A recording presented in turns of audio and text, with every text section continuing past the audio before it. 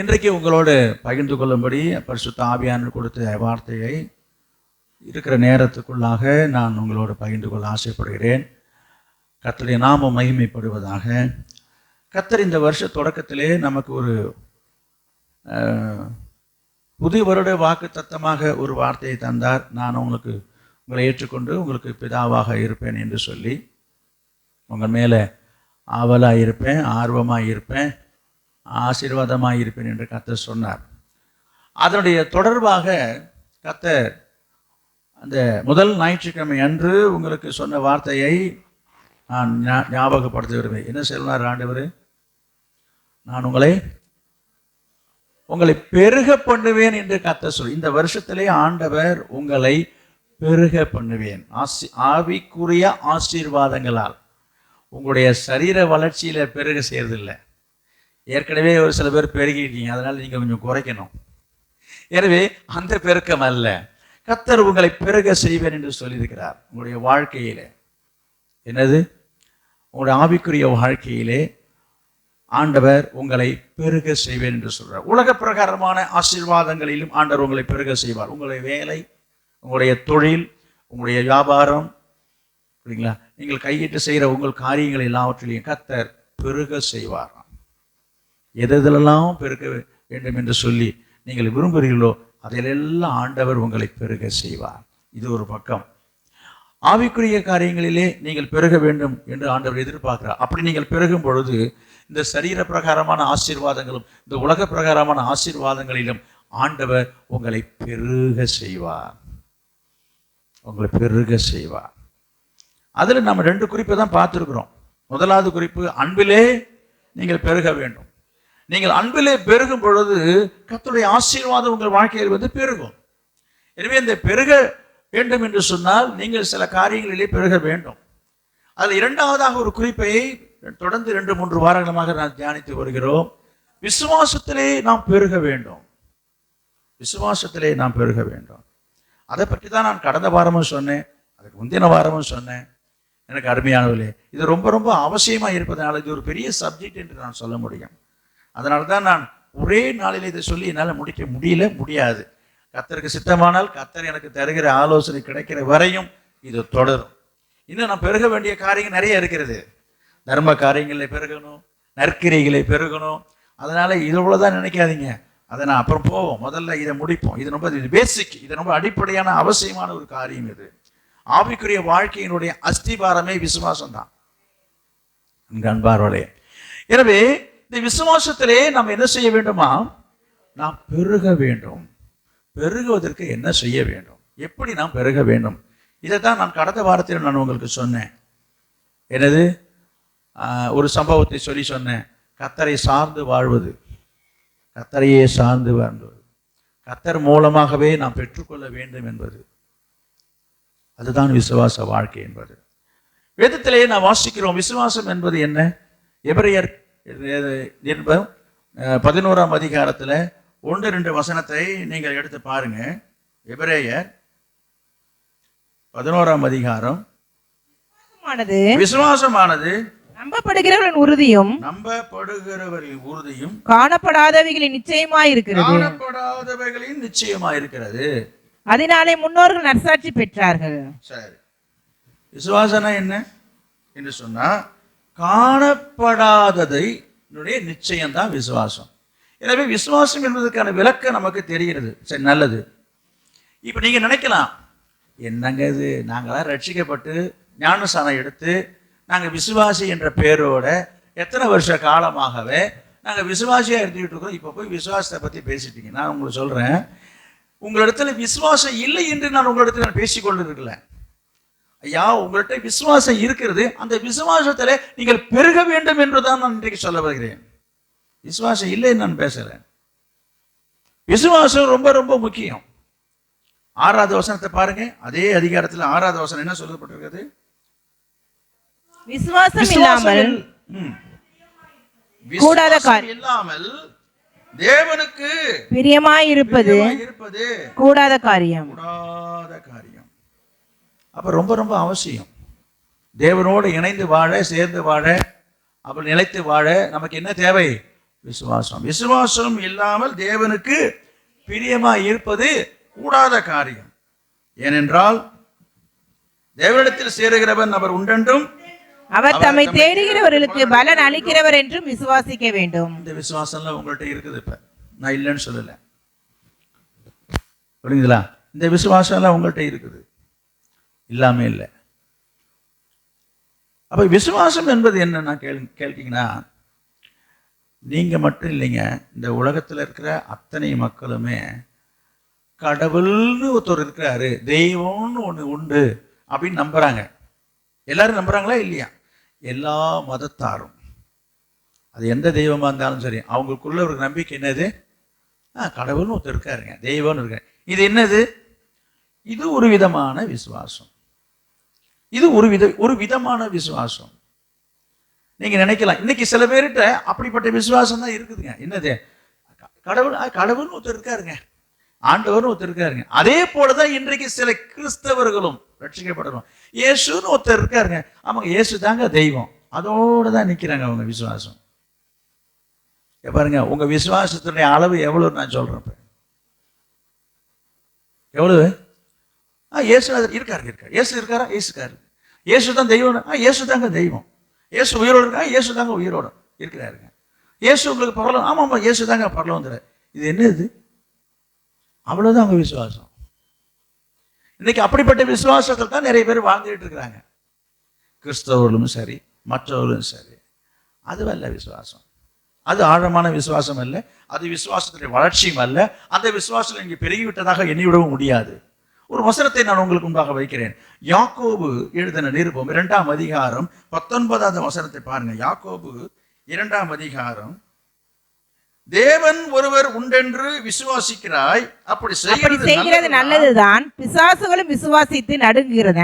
நான் சொன்னேன், கடவுள் உண்டென்று நீ நம்புகிறாய், தெய்வம்னு ஒருத்தர் இருக்கிறார் என்று நீ நம்புகிறாய்.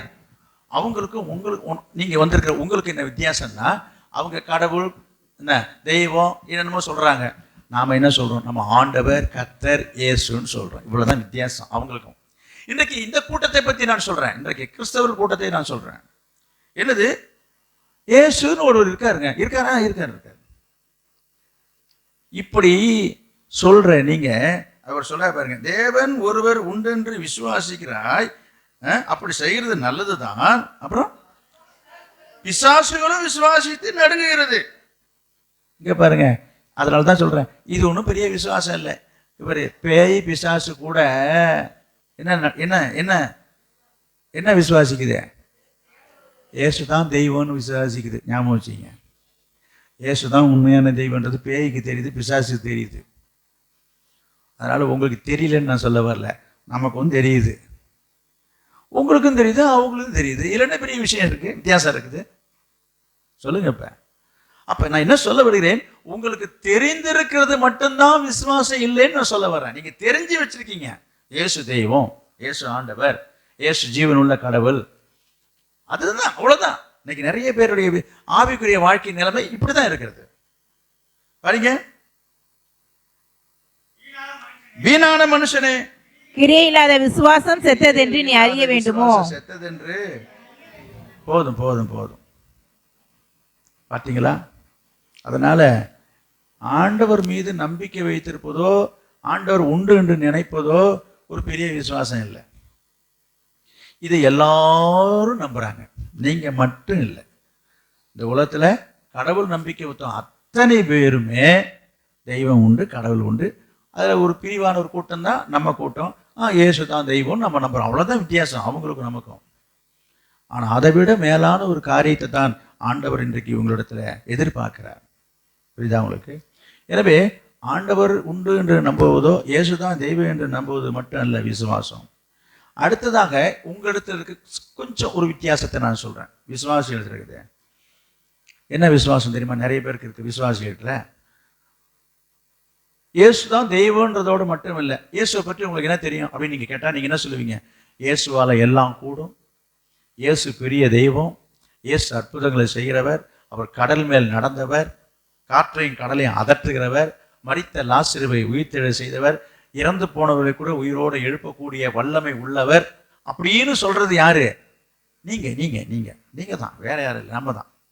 இப்படிலாம் என்ன செய்யறோம், நம்ம அதை நம்புறோம், அதை உண்மைன்னு நம்புறோம், அதை மற்றவங்ககிட்ட சொல்றோம். இந்த நம்பிக்கை உண்டானா உண்டுதான். நீங்க பார்த்திருக்கீங்களா? லாசரு எழுத்துன யாராவது நீங்க பார்த்திருக்கீங்களா?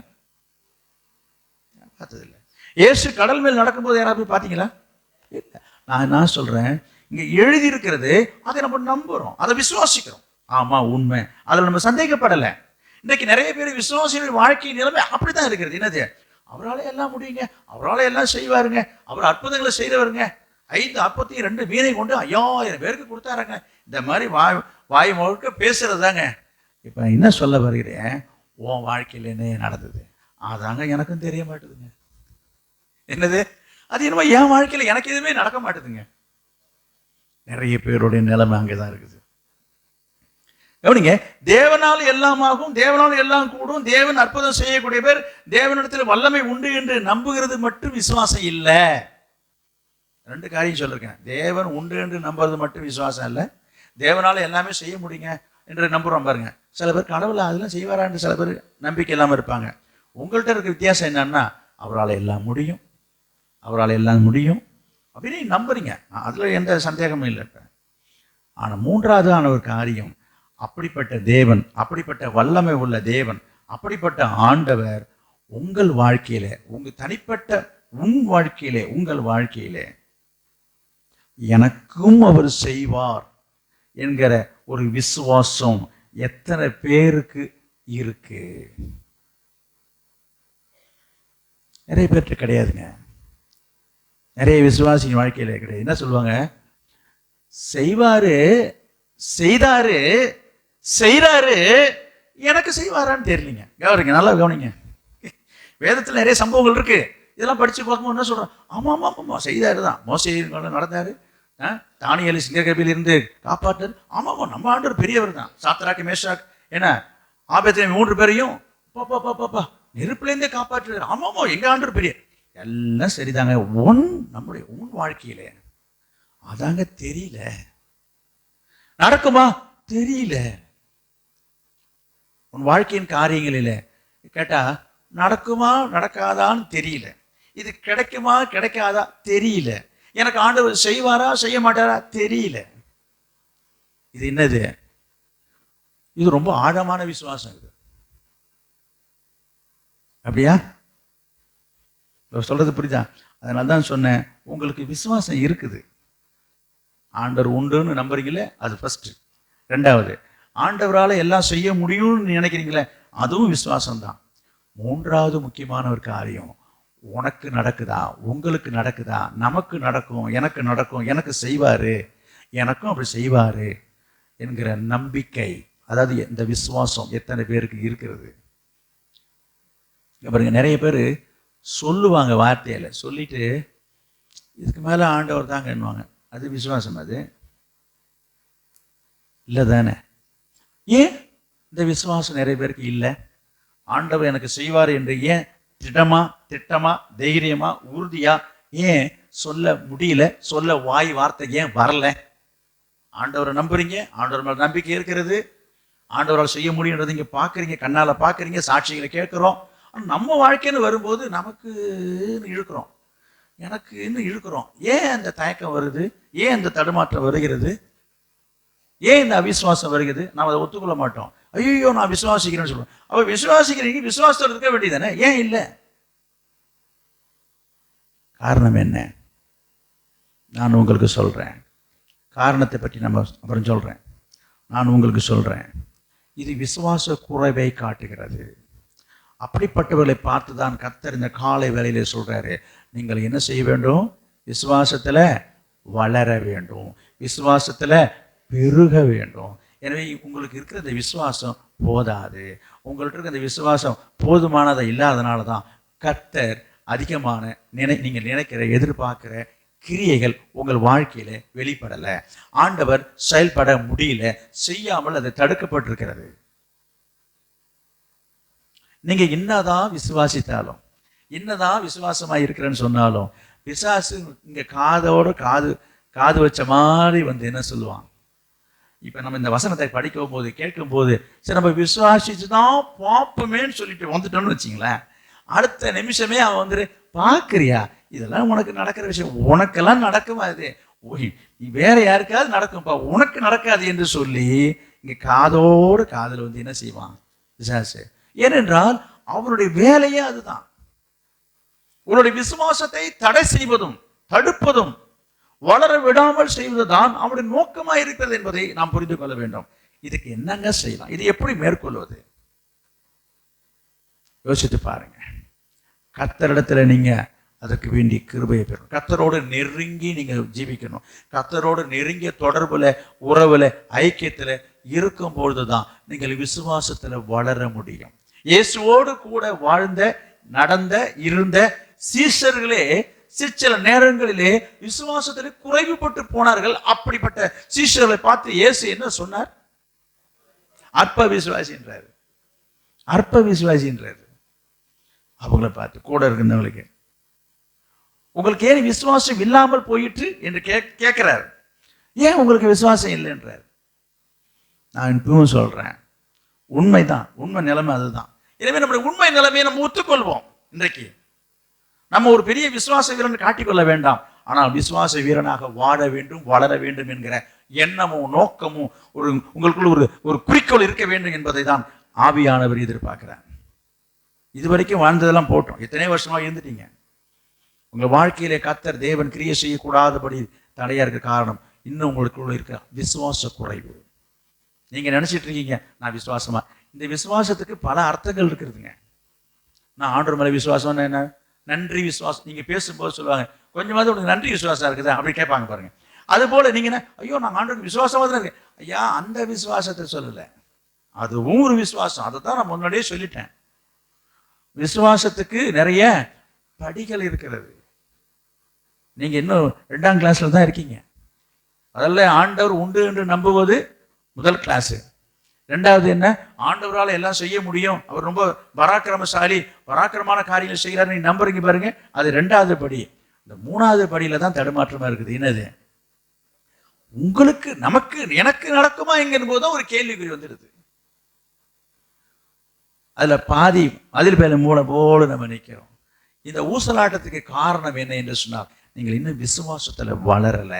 அந்த விசுவாசத்துல வளர வேண்டும் என்று சொன்னார், வேத வசனத்துல நீங்கள் நிறைந்திருக்கும் பட்சத்தில் தான் அந்த விசுவாசத்தை நீங்க வளர முடியும்.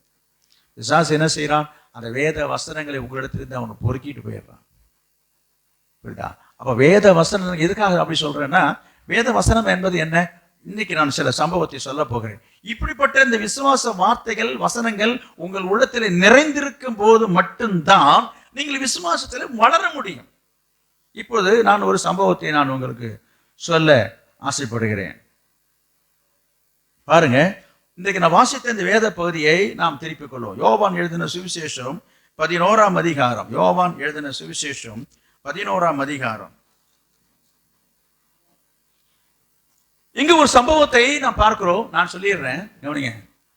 இந்த சம்பவத்தை அதுக்குத்தான் இன்றைக்கு வேத பகுதியாகவே நான் அதை படிக்க வச்சதுக்கு காரணமே அதுதான். அது படிக்கும் போதே நீங்க கொஞ்சம் ஓரளவுக்காவது அப்சர்வ் பண்ணியிருப்பீங்க. இந்த சம்பவம் எல்லாருக்கும் நன்றாக தெரிந்த ஒரு சம்பவம். என்னது, இயேசு மரித்து போன லாசருவை உயிரோடு எழுப்பின ஒரு சம்பவம் இல்லையா? இதை குறித்து தான் யோவான் இந்த 11ஆம் அதிகாரத்தில் முழுவதுமாக நல்ல ஆழமாக அதிகமாக விவரித்து எழுதியிருக்கிறார்.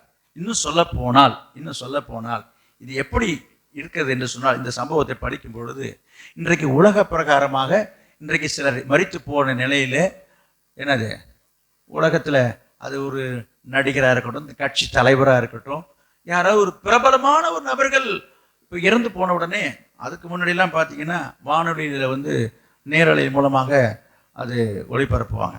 இப்படி இதெல்லாம் மாறிவிடுச்சு. எல்லாம் எதுவாக இருந்தாலும் லைவ்ல ஓடும். அவர் இறந்ததுலேருந்து, பெட்டியில் தூக்கி வைக்கிறதுலேருந்து, யாரெல்லாம் மாலை போடுறாங்களேருந்து, அவர் தூக்கிறது, வைக்கிறது, இடக்குது, அவங்க எங்கே ஊர்வலமாக போகிறது, இதெல்லாம் என்ன சொல்கிறாங்க, லைவில் என்னென்ன கொண்டு போய் அடக்கம் பண்ணுற வரைக்கும் நம்ம அந்த அந்த காட்சிகளை நீங்கள் லைவ் மூலமாக பார்க்குற வசதிகளை இருக்குது. அப்படி நடக்குது. நீங்களும் பார்த்துருக்கீங்க, ஒரு சில காரியங்களை நீங்கள் பார்த்து கொண்டிருக்கீங்க. நான் என்ன சொல்ல வருகிறேன், இந்த சம்பவம் அந்த காலத்தில் நடந்த ஒரு சம்பவமாக இருந்தாலும் யோவான் அதை நமக்கு லைவாக கொண்டு வருகிறார் என்று நான் சொல்ல வருகிறேன். எழுதி வச்சிருக்கிறத சொல்றேன். அந்த வசதியில் அங்கே இல்லையே. அப்படித்தான் நான் எடுத்துக்கொள்கிறேன். ஏனென்றால் இங்க பாருங்க, இந்த இந்த அதிகாரத்தில் இருக்கிற சம்பவத்தின் பார்த்தீங்கன்னா மைய விஷயம் என்னன்னா, ஒரு லாசருன்னு ஒருத்தன் இருந்தான், வியாதிப்பட்டு போனா, மறித்துட்டான், கொண்டு போய் அடக்கம் பண்ணிட்டாங்க. 4 நாள் கழிச்சு இயேசு உயிரோடு எழுப்புறாரு. இவதான் சம்பவம். நான் சுருக்கமாக சொல்லி முடிச்சிட்டேன். பார்த்தீங்களா? இதை ஒரு விலாவாரியாக அழகா எழுதுகிறார். இன்னும் சொல்ல போனா விலாவாரி என்று சொல்ல முடியாது. என்ன, அவ இத்தனை பேர் வந்தாங்க, இத்தனை பேர் அழுதாங்க, அதெல்லாம் அங்கே எழுதல.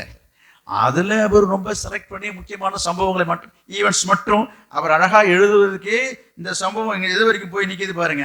57 வசனங்கள் இருக்கு. பெரிய அதிகாரமா இருக்கிறது. இது லாசருடைய வாழ்க்கையில் நடந்த சம்பவத்தை மையமாக எழுதப்பட்ட ஒரு உண்மை சம்பவம் இது. இப்ப இதனுடைய சுருக்கத்தை நான் உங்களுக்கு சொல்ல வேண்டும் என்று சொன்னால், மார்த்தாள், மரியாள், அவனுக்கு ஒரே சகோதரன், அவன் பேர் லாசரு. இந்த குடும்பத்தின் மீது ஆண்டவர் ரொம்ப பிரியமா இருந்தார், பாசமா இருந்தார், அன்பா இருந்தார். எப்பொழுதெல்லாம் அந்த ஊருக்கு வருகிறாரோ, எப்ப வந்தாலும் இயேசுநாதர் அந்த வீட்டுக்கு தான் வருவார், அந்த வீட்டில தான் தங்குவார், அவங்க வீட்டில தான் சாப்பிடுவார். நீங்க வேதத்தை வாசிச்சு பாருங்க, நிறைய பேர் இது தெரிஞ்சிருக்கும். இப்படிப்பட்ட ஒரு நல்ல அந்யோன்யமாக நல்ல ஒரு நெருக்கமான உறவு உள்ள ஒரு குடும்பம் தான் அந்த குடும்பம். அந்த குடும்பத்தில் தான் இந்த லாசரு என்கிற பெயர் கொள்ள ஒரு மனுஷன் இருந்தான். அந்த லாசரு மீது ஆண்டவர் ரொம்ப பிரியமா இருப்பாராம். அப்படிலாம் பைபிள்ல வசனம் இருக்கிறது. நீங்க வேணுமானால் பாருங்க, 5வது வசனத்தை படிச்சு பாருங்க சீக்கிரமா. மார்த்தாளிடத்திலும் அவளுடைய சகோதரனிடத்திலும் லாசருனிடத்திலும் அன்பா இருந்தார். யாரையும் விட்டு வைக்கலைங்க. 3 பேர் மேலும் ஆண்டவர் எப்படி இருந்தார் போட்டிருக்கு. ரொம்ப பிரியமா, ரொம்ப அன்பா இருந்திருக்கிறாருங்க. சரி, நல்ல விஷயம். இப்படிப்பட்ட இந்த குடும்பத்துல இப்படிப்பட்ட அந்த லாசரு என்கிற அன்பா இருந்த அந்த லாசருவுக்கு என்ன ஏற்பட்டு போச்சு? வியாதி வந்து போச்சு.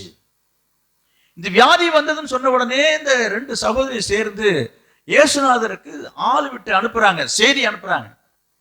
என்னன்னு, ஐயா ஐயா இந்த மாதிரி ரொம்ப உடம்பு முடியாம கிடக்குறாரு, கொஞ்சம் ஒரு 8 வந்து பார்த்துட்டு போங்களேன், வந்து ஜெபம் பண்ணுங்க, நீங்க வந்தா நல்லதுன்னு சொல்லி ஆள் அனுப்புறாங்க. ஆள் அனுப்பி இயேசுநாதருக்கு போய் செய்தி போனது. இயேசுநாதருக்கு செய்தி போன உடனே இயேசு என்ன செய்தாரு? உளுந்து அடிச்சுட்டு வாரி அடிச்சுக்கிட்டு துண்டை காணும் தோலை காணுன்னு நான் சும்மா எக்ஸ்ட்ரா பேசிட்டு இருக்கேன். என்ன பாருங்க, ரொம்ப இஷ்டமா ரொம்ப பிரியமா இருக்கும் நாயின்னா நீங்களும் அந்த அப்படி தானே போடுங்க. உடனே செய்தி கிடைச்ச உடனே என்ன பண்ணுவோம்? நம்ம உளுந்து அடிச்சு ஐயோ என்னாச்சு ஏதாச்சுன்னு ஓடுவோம். ஆனா இங்க நம்ம ஆண்டவர் இயேசு என்ன செய்தாரு போட்டிருக்கு. 6வது வசனத்தை படிங்க சீக்கிரம். அவன் வியாதியா இருக்கிறதாக அவர் கேள்விப்பட்ட பொழுது தாம் இருந்த இடத்திலே பின்னும் 2 நாள் தங்கி இருந்தார். பின்னும் 2 நாள் தங்கினார். இதெல்லாம் இது ரொம்ப ஓவர் இல்ல?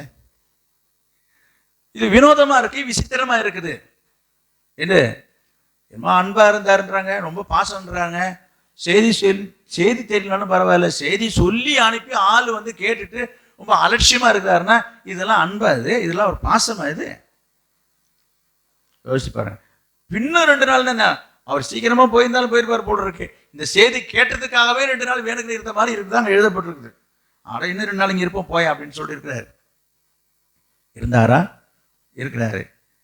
இப்படி இருக்கும் பொழுது 6வது வசனம். ஆமா சரி, ஆமாம் 11வது வசனத்துல பாருங்க. இவைகளை அவர் சொல்லிய பின்பு அவர்களை நோக்கி, நம்முடைய சிநேகிதனாகிய லாசரு நித்திரை அடைந்திருக்கிறான், நான் அவனை எழுப்ப போகிறேன் என்றார். கவனிங்க, சீசர்ல பார்த்து சொல்றாரு 2 நாள் கழிச்சு வாப்பா. இங்க பாரு அந்த வார்த்தையை பாருங்க, சிநேகிதன். அப்ப ஆண்டவர் ரொம்ப ஒரு ஃப்ரெண்டா இருந்திருக்கிறார். சிநேகிதனா இருந்த லாசரு எப்படி இருந்திருக்காரு? நித்திரை ஆயிட்டாரு. என்ன செய்யணும்? நான் போய் அவரை எழுப்ப போறேன் என்று சொல்றாரு. 13வது வசனத்துல பாத்தீங்கன்னா, இயேசுவானவர் அவருடைய மரணத்தை குறித்து அப்படி சொன்னார். அவர் இந்த ஒவ்வொரு வார்த்தையும் நம்ம பார்க்கணும். மரணத்தை குறித்து என்று சொன்னாலே அப்ப இயேசுநாதருக்கு நன்றாக திட்டமா தெளிவாக ஒரு காரியம் தெரிந்து விட்டது. என்ன தெரிஞ்சிருச்சு? என்ன தெரிஞ்சிருச்சு? அவன் இறந்து போயிட்டான்றத இயேசுவுக்கு நல்லாவே தெரியும். எங்க? அவர் இருக்கிற இடத்துல தெரிஞ்சுக்கிட்டாரு. செய்தி வந்தது, வியாதியா இருக்கிறான்னு சொல்லி செய்தி வந்தது. திரும்ப 2 நாள் தங்கி இருக்கிறாரு. இப்படிப்பட்ட இடைவேளையில இயேசுவுக்கு மனசுல நல்லா தெளிவா தெரிஞ்சு போச்சு அவன் இறந்துட்டான்னு. அதுதான் நாங்க சொல்ல வரேன். அப்ப இயேசு அவனோட மரணத்தை குறித்து சொல்றா, இயேசு அதற்கு தெரியாம இல்லை, தெரியாம அங்க போகல. 2 நாள் கழிச்சு போறாருன்னா தெரிஞ்சுக்கிட்டு தான் போறாரு, தெரிஞ்சுதான் போறாரு. என்னென்ன அவன் இறந்துட்டான்ற தெரிஞ்சுதான் போறாரு. போய் படிங்க. அப்பொழுது இயேசு அவர்களை நோக்கி, லாசரு மரித்து போனான் என்று வெளிப்படையாய் சொல்லி. பாருங்க, இதை கூட புரிஞ்சுக்கிற திராணி இல்லைங்க இந்த சீசர்களுக்கு. அவர் இப்படி சொல்லும் போது, நித்திரையா இருக்கிறேன்னு சொல்லும் பொழுது அவங்க நினைச்சிட்டு இருக்காங்க நித்திரை என்றால் தூக்கம் என்று அர்த்தமாகும் இல்லையா. தூங்குறது தான் சொல்றாங்க இவங்க நினைக்கிறாரு. இந்த ஆட்கள் ஒன்றும் புரிய மாட்டேதுன்னு சொல்லி ஆண்டவர் அங்கே பாருங்க தெளிவாக எடுத்து சொல்றாரு, என்ன அந்த மரமாட்டேங்க ஒன்றும் ஒரு புரிய மாட்டேதுன்னு. அப்பா அவன் இறந்துட்டாப்பா, இறந்துட்டான்றதே இவர் சொல்றார், மரித்து போனான் என்று இயேசுவே சொல்றார். அப்போ தெளிவாக தெரிஞ்சிருக்குங்க இயேசுக்கு இதெல்லாம் அநியாயம். அப்படித்தான் இல்லை, இந்த அம்மா செய்தியை சொல்லி அனுப்புது, அந்த வீட்டுக்கு போய் எத்தனை தடவை போய் உட்காந்து வீட்டில் தங்கியிருக்கிறாரு, சாப்பிட்ருக்கிறாரு, அவங்க மேலே ரொம்ப பாசமாக இருந்திருக்கிறான்னு வேற எல்லாரும் ஊரே பேசிக்குது. இப்பேற்பட்ட வீட்டுக்கு ஒரு 2 நாள் கழிச்சு போறாருன்னா இது என்ன இது? இதுதான் அன்பா? இதுதான் பாசமா? ஒரு கேள்வி எழும்புமா இல்லையா? நீங்களா இருந்தா அப்படி யோசிப்பீங்க, யோசித்து பாருங்க. இப்படி அவர் வெளிப்படையாக சொல்லி 15வது வசனம், நான் அங்கே இராததினால் நீங்கள் விசுவாசம் உள்ளவர்களாய் இருக்கிறதற்கு ஏது உண்டென்று உங்கள் நிமித்தம் சந்தோஷப்படுகிறேன். இப்பொழுது அவனிடத்திற்கு போவோம் வாருங்கள் என்றார். சரி, எல்லாவற்றையும் ஆண்டவர் ஒரு திட்டம் பண்ணி தான் செய்கிறார். இங்க நான் சொல்ல வருகிற வார்த்தை என்னவென்று சொன்னால், அங்க பாருங்க 15வது வசனத்திலே நான் சொல்றேன், நீங்கள் விசுவாசம் உள்ளவர்களாக ஆகிறதற்கு ஏதுவாக. அப்போ உங்கள் வாழ்க்கையிலே ஆண்டவர் உங்களை விசுவாசத்திலே வளர்ப்பதற்காக, உருவாக்குவதற்காக, பெருகுவதற்காக, விசுவாசம் உள்ளவர்களாக இருப்பதற்காக ஆண்டவர் என்ன வேண்டுமானாலும் செய்வார், எதை வேண்டுமானாலும் அவர் அனுமதிப்பார் உங்கள் வாழ்க்கையிலே என்பதை நான் சொல்லுகிறேன். புரியுதா? அப்ப இந்த குடும்பத்தை மட்டுமல்ல, அந்த சீஷர்களை கூட அவர்களை விசுவாசம் உள்ளவர்களா ஆக்குவதற்காகவே ஆண்டவர் பிளான் பண்ணி இந்த காரியத்தை செய்வதாக தெரிகிறது. தானாக ஒரு காரியம் நடந்தது, அதை ஆண்டவர் என்ன செய்கிறார், அந்த தருணத்தை அவர் பயன்படுத்துகிறார். அதற்காக ஆண்டவர் அவனுக்கு ஒன்றும் வியாதியை அனுப்பியும் வைக்கல. அவனுக்கு ஒரு வியாதின்னு வந்தது, ஆண்டவர் மனசுல பட்டுது, என்னது வந்துச்சா, ரைட், நல்லது, இதுதான் சந்தர்ப்பம், என்னது இந்த குடும்பத்துக்கும் இவங்களுக்கும் இதை வச்சு என்ன பண்ண போறோம், இப்ப அவங்களுக்கு ஒரு பாடம் நடத்தணும்ன்றது முடிவு பண்ணிட்டார். அப்ப சீஷர்களுக்கும் ஒரு பாடம், அந்த மார்த்தாள் மரியாள் குடும்பத்துக்கும் ஒரு பாடம். பாடம் என்று சொன்னால் ஒரு பனிஷ்மெண்ட் என்று எடுத்துக்கொள்ளாதீங்க, ஒரு படிப்பினை. ஒரு விசுவாசத்திலே இன்னும் அவர்களுக்கு ஒரு உறுதிப்பாடு ஏற்பட வேண்டும் என்பது இயேசுனுடைய விருப்பமா இருந்திருக்கிறது. அதனால இந்த தருணத்தை அவர் பயன்படுத்திக்கிறார். இது யாருக்கும் தெரியல, யாருக்கும் புரியல, புரிந்து கொள்ள நிலையில அவன் இல்லை. இன்றைக்கு உங்கள் வாழ்க்கை நிலைமையும் அப்படித்தான். ஏன் நடக்குது, எதற்கு நடக்குது என்று நமக்கு சில நேரத்தில் புரியாது. ஏன் ஆண்டவர் செய்கிறார் என்று நமக்கு புரியாது. ஆனால் ஆண்டவர் எதை செய்தாலும் நம்முடைய நன்மைக்கு ஏதுவாகவே செய்கிறவர். வேதத்தில் ஒரு வசனம் ஒன்று, அன்றையும் ஒரு தீர்மானத்தின்படி அழைக்கப்பட்டவர்களுக்கு சகலமும் நன்மைக்கு ஏதுவாகவே நடக்கிறது. எது நடந்தாலும் அப்படியா? இப்போ இவன் வாழ்க்கையில் நடந்த நல்லதுன்னு யாருங்க சொல்லுவா? ஒரே பையன், 2 பொண்ணு அந்த குடும்பத்தில், அக்கா தங்கச்சி 2 பேர், மாத்தாள் மரியாள். அவனுக்கு கூட பிறந்த ஒரே தம்பி யாரு, லாசரு, போயிட்டான் பொத்துன்னு. நல்லதா அது? நல்லதா அது? எப்படி சொல்ல முடியும்? இப்படித்தான் அநேக காரியங்கள் போயிட்டு இருக்குது. சரி, இங்க என்ன நடந்தது என்று பார்ப்போம். 20வது வசனத்துக்கு பாருங்கள். இயேசு வருகிறார் என்று மார்த்தாள் கேள்விப்பட்ட போது அவருக்கு எதிர்கொண்டு போனாள். அவளுக்கு எதிர்கொண்டு போனாள். மரியாளோ வீட்டிலே உட்கார்ந்திருந்தாள். கவனிங்க, ஒவ்வொரு காரியத்தையும் நம்ம பார்ப்போம். இயேசு வராருன்றது செய்தி வந்த உடனே மார்த்தாள் என்ன செய்யறா? அவதான் வராங்கன்னு இல்லை, அவள் அழுது கொண்டிருந்தா, துக்கத்தோடு இருந்தா, வேதனையோடு இருந்தா. இயேசுநாதர் வரவில்லை என்கிற ஒரு வருத்தமும் உள்ளத்தில் இருந்திருக்கும். இப்படிப்பட்ட சூழ்நிலையில இயேசு வரட்டும் என்று சொல்லி தன் வீட்டில் இராமல் இயேசு வருவதற்கு முன்பதாக எதிர்கொண்டு அங்கு போனதாக எழுதப்பட்டிருக்கிறது. மரியாள் என்ன செய்தான்? எதற்காக?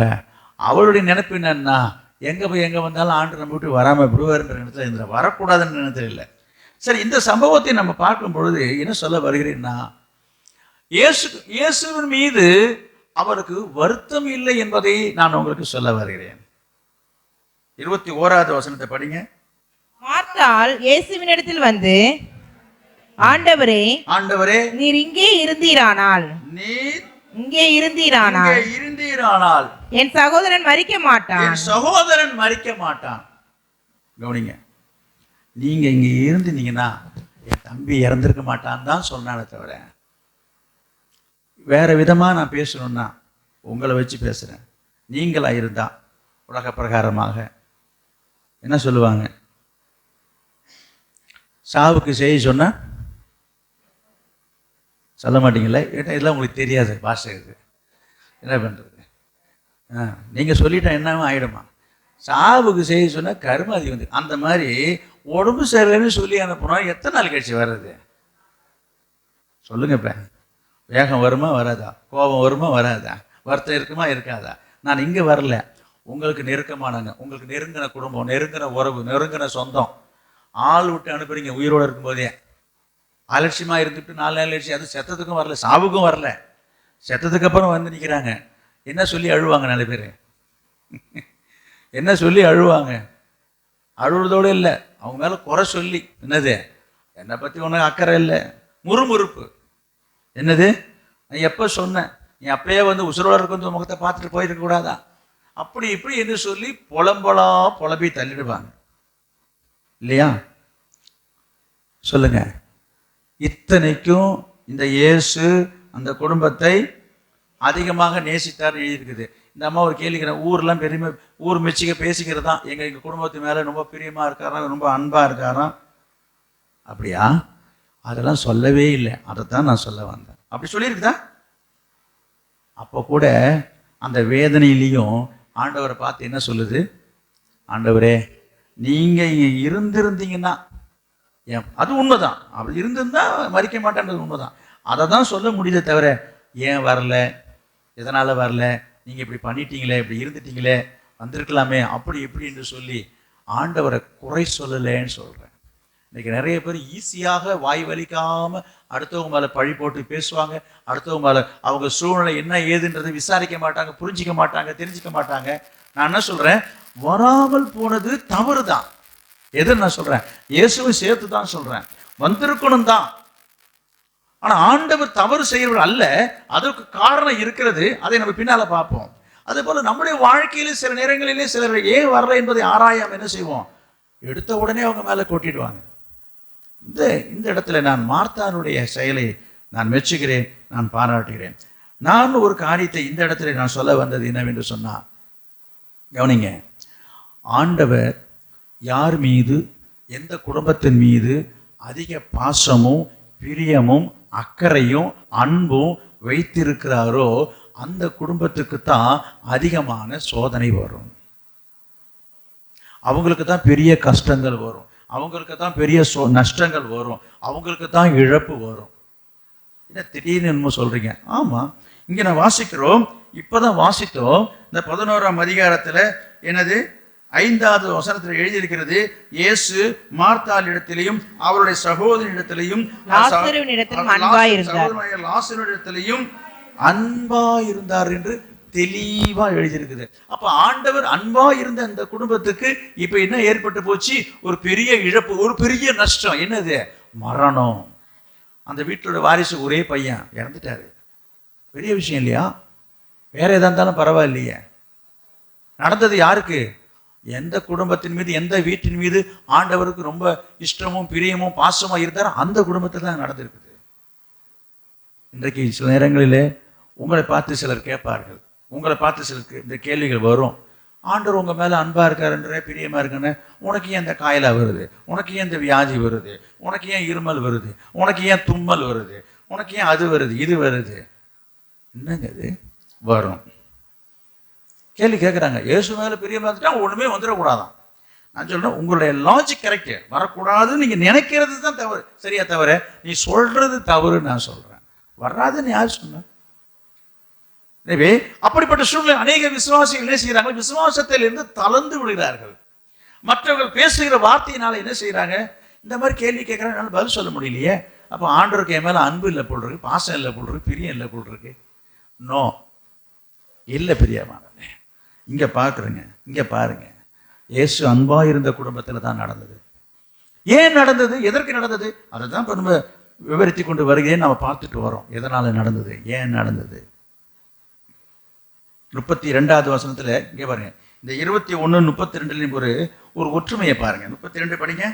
இயேசு இருந்த இடத்தில் மரியாள் வந்து அவரை கண்டவுடனே அவர் பாதத்தில் விழுந்து, ஆண்டவரே, நீர் இங்கே இருந்தீரானால்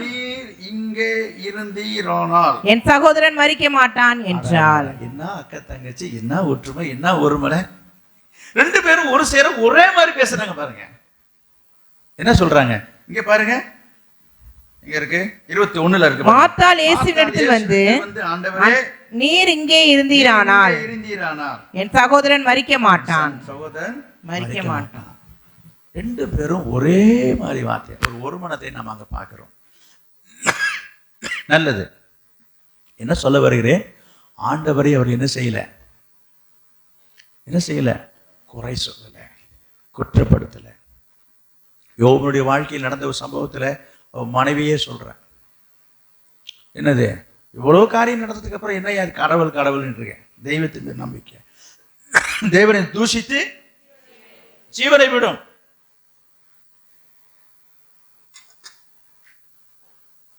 பொதுவாக இன்றைக்கு ஒரு சில விசுவாசிகள், நான் எல்லாரையும் நான் சொல்லலை, ஒரு காரியம் நடக்கலை என்று சொன்னா ஆண்டவரை குறை சொல்றாங்க, ஆண்டவரை தூஷிக்கிறாங்க, ஆண்டவர் மீது இருக்கிற விசுவாசத்தை விட்டு விலகிறாங்க. இன்னும் சொல்ல போனா, ஒரு காரியம் நடக்கலை என்று சொன்னா பைபிள் படிக்கிறதில்லை, ஜெபம் பண்றதில்லை, ஆலயத்துக்கு வர்றதில்லை, ஆராதனைக்கு வர்றதில்லை, ஊழியம் செய்யறதில்லை. கேட்டா அவங்க பெரிய ஒரு நியாயஸ்த மாதிரி நினச்சிக்கிறது அவங்களாவே. இன்னும் சரியில்லை, கர்த்தர் என்ன பண்ணுறாரு, எனக்கு செய்யணும்னா எனக்கு ஒரு உற்சாகம் வேணுமா என்ன செய்யறதுக்கு, ஏதாவது அவர் ஏதாவது செய்துக்கிட்டு இருந்தால் தான் எனக்கு ஒரு உற்சாகமாக செய்யும். ஓஹோ, உற்சாகம் குறைஞ்சி போச்சு. நான் சொல்கிறேன், உங்களுடைய தரப்பில் இருக்கிற நியாயத்தை ஆண்டவர் புரியாமல் இல்லை. நல்லா கவனிங்க. இங்கே நான் பார்க்குறோம், இந்த மார்த்தாள் மரியாள் இடத்துல ஒரு பெரிய இழப்பு, ஈடு செய்ய முடியாத ஒரு இழப்பு. அவர்கள் உற்சாகத்தை இழக்கலை, ஆண்டவர் மீது ஒரு நம்பிக்கை இழக்கலை, ஆண்டவர் மீது விசுவாசத்தை இழக்கலை. பாருங்க 26வது வசனம். உயிரோடு இருந்து என்னை விசுவாசிக்கிறவனவனும் என்றென்றைக்கும் அறியாமலும் இருப்பான், இதை விசுவாசிக்கிறாயா என்றார். அங்க நான் விசுவாசத்தை பற்றி கொண்டு வருகிறேன். ஆண்டவர் அவங்க இருவரை பார்த்து கேட்கிறாரு, நீ விசுவாசிக்கிறாயா என்று கேட்கிறார். அதற்கு அவள், ஆம் ஆண்டவரே, நீர் உலகத்தில் வருகிறவரான தேவகுமாரனாகிய கிறிஸ்து என்று நான் விசுவாசிக்கிறேன் என்றாள். கவனிங்க, போதும். சரி, இயேசு எந்த சூழ்நிலையில, எந்த இடத்தில் வந்து மார்த்தாளை பார்த்து நீ கேட்கிறார்ல, நீ விசுவாசிக்கிறாயா அப்படி ஒரு வார்த்தை கேட்டார் பார்த்தீங்களா? எந்த சூழ்நிலையில, எந்த இடத்துல, எந்த சந்தர்ப்பத்தில் அவர் கேட்கிறார்? கவனிங்க. நிறைய பேர் இங்கே கவனிக்கவே இல்லையா? எங்க போயிட்டீங்க எல்லாரும்? கவனிங்க, சொல்லுங்க. ஒரு துக்க வீட்டுக்கு வந்து, ஒரு வீட்டில் துக்கம் நடந்திருக்குது, அவங்க துக்கமா இருக்கிறாங்க, அந்த உடன் பிறந்த சகோதரன் போயிட்டான் என்று சொல்லி மனசு ரொம்ப வேதனையா இருக்கிறாங்க. இந்த நேரத்துல வந்து இவர் என்ன பேசிட்டு இருக்காரு? இவரு விசுவாசத்தை பத்தி பேசிட்டு இருக்காரு. பேசுற வார்த்தையா இது? பேசுற நேரமா இது? ஏதோ எங்க பேசணும் இல்லை, இங்க வந்து ஐயோ அம்மா எப்படி மாச்சு, என்ன மாச்சு, அப்புறம் யாரெல்லாம் வந்தா, எப்படி இருந்தா, என்ன வியாதி கண்டது, அப்புறம் என்ன செய்தீங்க, ஏது பண்ணீங்க, சரி கவலைப்படாதீங்கம்மா, நான் இருக்கிறேம்மா. இது என்னது? இது இப்போ நான் பேசுறது என்னது? ஆறுதல். ஒரு துக்க வீட்டில் வந்து துக்கம் விசாரிச்சு என்ன பண்றது? சரி நடந்து போச்சு, அப்புறம் என்னைக்கு காரியம் வச்சிருக்கீங்க, எங்க பேச்சு எப்படி போகுது பாருங்க. அடக்க மட்டத்தில் என்ன செஞ்சீங்க, யார் செலவு பண்ணது போனது, இதெல்லாம் வந்து விசாரிக்கிறது. அதாவது துக்கம் விசாரிக்கிறேன், நான் அங்க வருகிறேன், அதெல்லாம் என்னன்னே கேட்கலைங்க. இயேசு அதை தான் கொண்டு வரேன். இயேசு அதெல்லாம் என்னன்னு கேட்கல, அவனுக்கு என்ன வியாதின்னு கேட்கல, என்ன அவனை எங்க வச்சுன்னு கேட்கல. எடுத்த உடனே என்ன பேசுறாங்க, எதை பத்தி பேசுகிறாரு, அதை தான் நீங்க சிந்திக்கணும். விசுவாசத்தை பத்தி பேசிட்டு சொல்றாரு, நீ விசுவாசிக்கிறையா என்று கேட்கிறாரு. நீங்க அந்த இடத்துல இருந்திருந்தா கோபம் வந்துடும். விசுவாசமாவது ஒன்றாவது. அதையா விசுவாசமாக தான் இருந்தாங்க, தான் விட்டுட்டு உட்காந்துருக்கிறேன். விசுவாசத்தை பத்தி பேச வந்தார். விசுவாசம் போய் நீங்கள் உங்கள் விசுவாசமும், என் தம்பியே போயிட்டான், என்ன விசுவாசம் என்ன வேண்டி கிடக்குது? இப்படிலாம் சில பேர் மனம் உடைஞ்சி பேசுவாங்க. கேட்டால் எனக்கு மனசு ரொம்ப துக்கம், எனக்கு ரொம்ப வேதனை, நான் வருத்தத்தில் அப்படி பேசுகிறேன்னு. இவங்களுக்கும் துக்கம் இருந்தது தான், இவங்களும் அழுதாங்க தான். எல்லாம் யோசித்து பாருங்க. ஆனால் அப்படிப்பட்ட நிலையில இருக்கிறவர்களை பார்த்து ஒரு வார்த்தை கேட்கிறாரு, விசுவாசிக்கிறாருன்னு. அதுக்கு அந்த அம்மா கொடுக்குற பதில் என்னன்னு பாருங்க. விசுவாசிக்கிறாய் என்று கேட்டார். அதற்கு அவள், ஆம் ஆண்டவரே, ஆம் ஆண்டவரே, நீர் உலகத்தில் வருகிறவரான தேவகுமாரனாகிய கிறிஸ்து என்று நான் விசுவாசிக்கிறேன் என்றார். நான் சொல்ல வந்தது, இந்த அளவுக்கு அது நிதானமா பேசியிருக்கிறதை நான் பாராட்டுகிறேன். சில பேருக்கெல்லாம் பேச்சே வராது, வார்த்தையே வராது, ஓன்னு அழதான் தெரியும், ஒப்பாரி வைக்க தான் தெரியும். என் தம்பி போயிட்டானே, அப்படி போயிட்டானே, இப்படி ஆயிட்டானே, இப்போ வந்து விசுவாசத்தை பற்றி பேசிட்டு இருக்காரு. இந்த விசுவாசம் என்ன பண்ணுறது, இந்த விசுவாசம் என்ன, என் தம்பி என்னை காப்பாத்துச்சா போயிடுச்சாரு, புலம்பிடும். தெளிவாக பேசுதா, அவர் கேட்குற கேள்விக்கு அது பதில் சொல்லுது. இது அவருடைய விசுவாசத்தின் நிலைமையை காட்டுகிறார். 40வது வசனத்தை பாருங்க. 40வது வசனம். அவளை நோக்கி, நீ விசுவாசித்தால் தேவனுடைய மகிமையை காண்பாய் என்று நான் உனக்கு சொல்லவில்லையா என்றார். கவனிங்க, அப்படின்னா என்ன? நல்லா கவனிங்க. இந்த மார்த்தாள் ஆகட்டும், மரியாள் ஆகட்டும், கொஞ்சம் கூட எதிர்பார்க்கவே இல்லை தன்னுடைய தம்பியை என்ன செய்ய போறார் ஆண்டவரே உயிரோடு எழுப்புவாருன்னு அவங்க எதிர்பார்க்கல. நம்பலன்னு சொல்றதை விட அவங்க இப்படி ஒரு சம்பவம் நடக்க போகுதுன்றது அவங்களுக்கு தெரியாது, எதிர்பார்க்கல. அவர் கேட்குற கேள்விக்கு என்ன சொல்றாங்க, ஆமாம்மா நீங்கள் வரும்போது, உயிர்த்தெழுதல் வரும்போது என்ன செய்வாங்க, ஏம்மா என்னுடைய தம்பியும் உயிரோடு எழுந்திருப்பான், அது எனக்கு தெரியும். அந்த நம்பிக்கை இருக்கு அவங்களுக்கு. இப்போ செய்ய போறாருன்றது அவங்களுக்கு தெரியல, அவங்க எதிர்பார்க்கவே இல்லை. இதை தான் ஆண்டவர் சுற்றி வளைச்சு பேசிட்டே வர்றார். நீ விசுவாசிக்கிறாயா, என்னை விசுவாசிக்கிறவன் மரித்தாலும் படைப்பான் அப்படின்னு சொல்றாரு. அப்போ கூட இந்த அம்மா என்ன நினச்சிட்டு இருக்குது, ஆமாம்மா நீங்கள் சொல்கிறதெல்லாம் கரெக்டு தாங்க, அவர் நீங்கள் திரும்ப இந்த உலகத்தில் வரும்பொழுது எல்லாரையும் உயிரோடு எழுப்பும்போது என் தம்பி எழுந்திருப்பான், இதுதான் அது நினச்சிட்டு இருந்திருக்கேன் அந்த அம்மா. ஆனால் ஆண்டவர் ஒரு பெரிய காரியத்தை செய்ய போகிறார் என்பதை அது அறியல, புரியல. இதுக்கிடையில் அங்கே நீங்கள் பாருங்கள், அவங்க அதுக்கப்புறம் இந்த மரியாள் வருகிறாரு. மரியாள் வந்ததுக்கப்புறமா அவரும் அந்த காரியத்தை சொல்கிறாரு. சொன்னதுக்கப்புறமா இயேசுவே மனசு கலங்கி கண்ணீர் விட்டான்னு எழுதியிருக்குது. திரும்ப அவன் எங்கே வைத்தீங்க என்று சொல்லி அவள் வைத்த இடத்தை நோக்கி இயேசு போகிறாரு. இவங்க நினச்சிக்கிட்டாங்க, சரி சரி சாவுக்கு தான் வரலையே, கல்லறையை பார்க்க தான் வராருன்னு நினச்சிக்கிட்டு கல்லறை கிட்ட கொண்டுட்டு போகிறாங்க. கல்லறை கிட்ட வந்த உடனே 39வது வசனத்தை பாருங்க. இயேசு கல்லை எடுத்து போடுங்கள் என்றார். கல்லை எடுத்து போடுங்கள் என்றார். மரித்தவனுடைய சகோதரியாகிய மார்த்தாள் அவரை நோக்கி, ஆண்டவரே, இப்பொழுது நாருமே 4 நாள் ஆயிற்று, 4 நாள் ஆயிற்று என்றாள். இங்க பாருங்க, இப்ப கூட அவருக்கு தெரியல.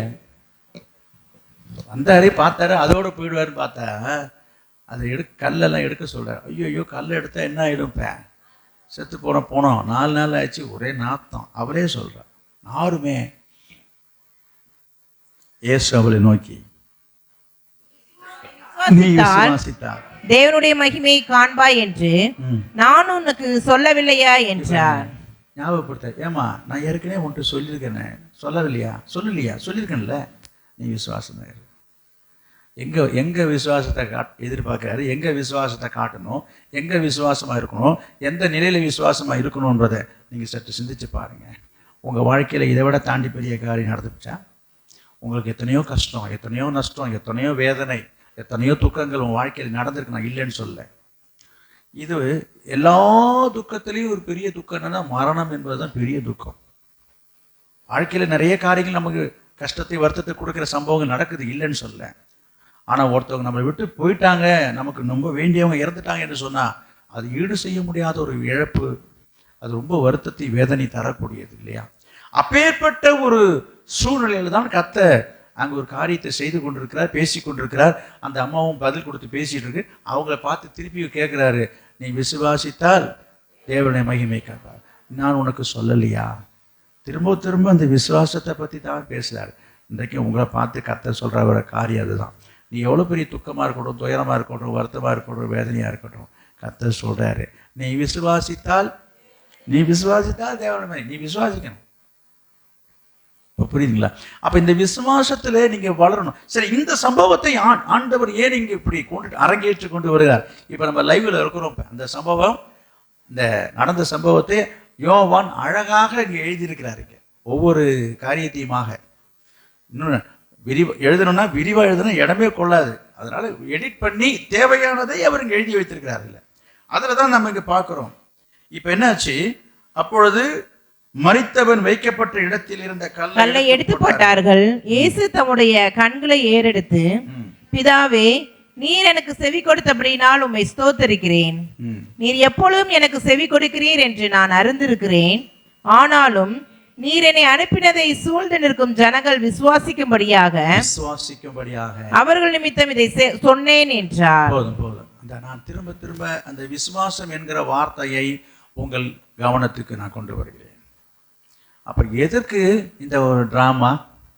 இப்படி சொல்லக்கூடாது. கிட்டத்தட்ட ஒரு டிராமா மாரி தான். லாசரு மரிக்கிறதும், அவனை கொண்டு போய் வைக்கிறதும், அது 4 நாள் கழிச்சு இவர் வர்றதும், எப்பப்பப்பப்பா ஒரு பெரிய காரியமே நடந்துட்டு இருக்குது. கர்த்தர் சொல்றாரு, இவங்க எல்லாரும் விசுவாசிக்கிறதுக்காக நான் வேண்டிக்கிறேன்றார். இவர் வேண்டுதல் இல்லாமையே உயிரோட எழுப்ப முடியும். அப்போ அவர் என்ன சொல்லி ஜெபிக்கிறாரு பாருங்க. இப்போ கூட நான் ஏன் ஜெபம் பண்றேன் அப்படின்னா, தேவன் ஒருவர் உண்டு என்பதையும், அவர் இப்படிப்பட்ட காரியங்களை செய்ய முடியும் என்பதையும் சுற்றி இருக்கிறவங்க, சூழ்ந்து இருக்கிறவங்க எல்லாரும் தெரிஞ்சுக்கணுன்றதுக்காக தான் இந்த வாயத்திலிருந்து இந்த வார்த்தையை நான் சொல்றேன்னு சொல்லி ஜெபம் பண்ணி என்ன சொல்றாரு? இவைகளை சொன்ன பின்பு லாசருவே வெளியே வா என்று உரத்த சத்தமாய் கூப்பிட்டார். லாசரு உயிரோட எழுந்து வரான். எல்லாருக்கும் ஆச்சரியம், எல்லாரும் பிரமிச்சு போறாங்க. என்ன நடந்தது? இது ஒரு பெரிய மிராக்கிள். இதை நம்ம காலங்காலமாக பேசிக்கொண்டிருக்கிறோம், வாசிக்கிறோம், இதை பற்றி பிரசங்கிக்கிறார்கள். நல்ல விஷயம்தான். அப்போ ஆண்டவர் நமக்கு இதில் சொல்லிக் கொடுக்கிற ஒரு படிப்பனை பாடம் என்னவென்று சொன்னார். முதலாவது, அந்த குடும்பத்தாருக்கும் அவரை சுற்றி இருந்த சீஷர்களுக்கும் ஆண்டவர் என்ன செய்திருக்கிறாரு? அவருடைய விசுவாசத்தை பெருக பண்ணுவதற்காக, புரியுதுங்களா, கர்த்தர் இந்த காரியத்தை செய்தார்கள். நீங்க வேண்டுமானால் பாருங்க, அங்கே வசனம் இருக்கு பாருங்க, 45வது வசனத்தில் இருக்கு பாருங்க. அப்பொழுது மரியாளிடத்தில் வந்திருந்த கண்டவர்களாகிய யூதர்களில் அநேகர் அவரிடத்தில் விசுவாசம் உள்ளவர்களானார்கள். அப்ப கர்த்தர் என்ன செய்தாரு? இந்த சந்தர்ப்பத்தை சாதகமாக பயன்படுத்தி கொண்டார். இதனால மார்த்தாள், மரியாள் அனைவரும் இயேசுவின் மீது அதிக விசுவாசம் உள்ளவர்களாகிறார்கள். சீஷர்களுக்கும் என்ன ஆயிடுச்சு?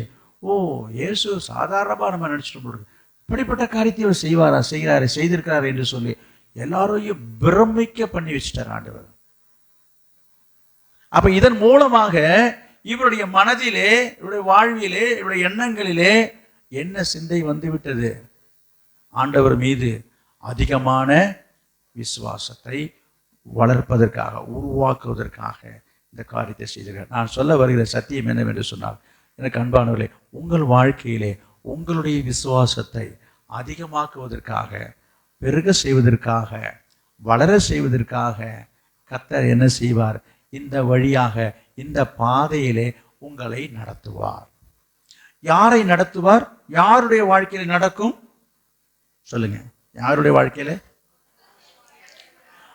ஆண்டவர் யாரை அதிகமாக நேசிக்கிறாரோ அவங்க வாழ்க்கையில தான் சோதனை வரும், வேதனை வரும், வியாதி வரும், வருத்தம் வரும், நஷ்டம் வரும், கஷ்டம் வரும், நிந்தை வரும், அவமானம் வரும், என்னெல்லாம் வரும். இது என்னங்க, இது வித்தியாசமா இருக்குது. ஆண்டவர்கிட்ட வந்தா நம்ம அப்படியே ராஜா போல வாழலான்னு பார்த்தா, ராசாத்தி போல இருக்கலான்னு பார்த்தா என்னென்னமோ வரும்ல சொல்லிட்டு இருக்கீங்க. இல்லை இல்லை, அதையும் ஆண்டவர் சொல்றாரு. இது எதற்காக வந்ததா? தேவனுடைய நாமம் மகிமைப்பட வேண்டும் என்பதற்காக தான், தவிர உன்னை அழிப்பதற்கு அல்ல, உன்னை உருவாக்குவதற்காக, உன்னை வளர்ப்பதற்காக ஆண்டவர் உன் வாழ்க்கையிலே சோதனையை அனுமதிக்கிறார். நீ சற்று காத்திருக்கணும், பொறுத்து இருக்கணும், தாமதித்து என்ன செய்யணும், என்ன நடக்குது என்பதை பார்க்கணும். அதற்கு என்ன வேண்டும்? விசுவாசம் வேண்டும். அங்கதான் விசுவாசம் போயிடுது. அந்த இடத்துல தான் இன்னைக்கு அநேகர் என்ன செய்யறாங்க? ஒரு கஷ்ட வாழ்க்கையிலே, குடும்பத்தில் ஒரு கஷ்டம் வந்து விட்டாலோ, ஒரு நெருக்கடியான சூழல் வந்து விட்டாலோ, ஒரு இழப்பு, நஷ்டம் அப்படி ஏதாவது ஒன்று வந்து விட்டாலோ, ஒரு வியாதி வந்து விட்டாலோ சோர்ந்து போய் விடுகிறார்கள். சோர்வு வந்த உடனே என்ன பைபிள் படிச்சா? ஆமாம் படித்தாங்க. நீங்கள் பைபிள் படிச்சியா? ஆமாம் படிக்கல. படித்து என்னத்தை காண்றோம்?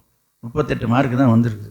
இன்னும் தினம் ஒரு அதிகாரம் படித்தா இன்னும் 80-70 வரும்னு சொல்லிட்டு இருந்தீங்க. இந்த டெஸ்ட்டில் 42 தான் வந்திருக்குது. பைபிள் படித்தா மார்க் வருமா? படித்த வரைக்கும் போதும் போ. சோர்வு, டிப்ரெஷன். ஜெபம் பண்ணு. ஆமாம் ஜெபம் பண்ணிட்டு தான் போனேன். எல்லாம் தெரியாத படிக்காத கேள்வியாக வந்து நிற்கிது. ஜெபம் பண்ணிட்டு போனால் எல்லாம் படிச்சுதா வரும்ன்ட்டு சொன்னீங்க. எல்லாம் எனக்கு எது கஷ்டமோ அதுதான் வந்து நிற்கிது. ஆமாம் ஜெபம் பண்ணி என்ன பண்ண, ஜெபம்லாம் பண்ணது போதும் போ. டிப்ரெஷன். இது நான் ஸ்டூடெண்ட்டுக்கு சொல்லலை, வாழ்க்கைக்கு நான் சொல்கிறேன். சிறைப்பள்ளி விசுவாசியோட வாழ்க்கையில் நான் அதை எதிர்பார்த்தேன், இது எனக்கு கிடைக்கும்னு எதிர்பார்த்தேன், இது நடக்கும்னு எதிர்பார்த்தேன், நல்ல வருமானம் வரும்னு எதிர்பார்த்தேன், இந்த விவசாயத்தில் இந்த வருஷம் இந்த அளவுக்கு நல்ல விளைச்சல் கைக்குடி வரும்னு எதிர்பார்த்தேன், வியாபாரத்தில் இந்த அளவுக்கு நல்ல வருமானம் எதிர்பார்த்தேன். அது என்னங்க மனசு கொஞ்சம் விட்டு போச்சுங்க. ஒரு சந்தோஷமே இருந்தாங்க. ஆண்டவருக்கு கொடுக்கணுன்ற எண்ணம் வரும் எனக்கு. அவரு அப்படி கொடுத்துட்டே இருந்தாருனாக்கா அவருக்கு நம்ம கொடுக்கணும், செய்யணும், போகணும் ஆர்வம் வரும். பாருங்க எல்லாம் நஷ்டம். இது ஒரு பக்கம் சரி பரவாயில்லன்ட்டு நான் இருந்தாலும் அக்கம் பக்கத்துலாம் கேட்குறாங்க, என்ன இயேசுநாதர் என்ன பண்ணார் உனக்கு? இயேசுநாதர்கிட்ட போனீங்க, வேலைக்கு கூட வராமல் இன்னைக்கு ஆராதனைக்கு போறேன்ட்டு போய் நின்னீங்க ஞாயிற்றுக்கிழமை, என்னத்தை கண்ட நீனு? அந்த மாதிரி என்னை கூத்துறாங்க, கேட்குறாங்க. இந்த மாதிரி சொல்ல வச்சுட்டார் இவர். அதனால நான் இது வரைக்கும் அப்படிதான் இருந்தேன். எப்படி? ஞாயிற்றுக்கிழமை தவறாம நான் வந்துடணும், எந்த நேரம் இருந்தாலும் அங்கதான் ஊழ்ந்துடும், அப்படித்தான் இருந்தேன். அப்படி இருந்தும் ஒன்றும் எனக்கு ஒன்றும் சுகப்படலை. அட போப்பா, ஞாயிற்றுக்கிழமையான வந்து நம்ம அன்றைக்கி 10 வேலை வருது, அதையும் பார்ப்போம் இதையும் பார்ப்போம், வந்த வரைக்கும் வரட்டு போய் எல்லாம் ஒன்றா தான் இருக்குது. ஒன்றும் பெரிய வித்தியாசம் ஒன்றும் எனக்கு தெரிஞ்சுக்கல. ஞாயிற்றுக்கிழமை வர்றதுனால வந்து ஏதாவது கொட்டுன்னு பார்த்தா ஒன்றும் கொட்டலை, வர்றதான் வந்துக்கிட்டு இருக்குது. அது வந்தால் என்ன வராட்டின நான் வர்றப்போ வரப்போ சலிப்பு, சோர்வு எங்கெங்கெல்லாம் போகுது பாருங்க. வேத வாசிப்பு இல்லை, ஜபம் இல்லை, ஆராதனை இல்லை. அடுத்தது ஊழியம்.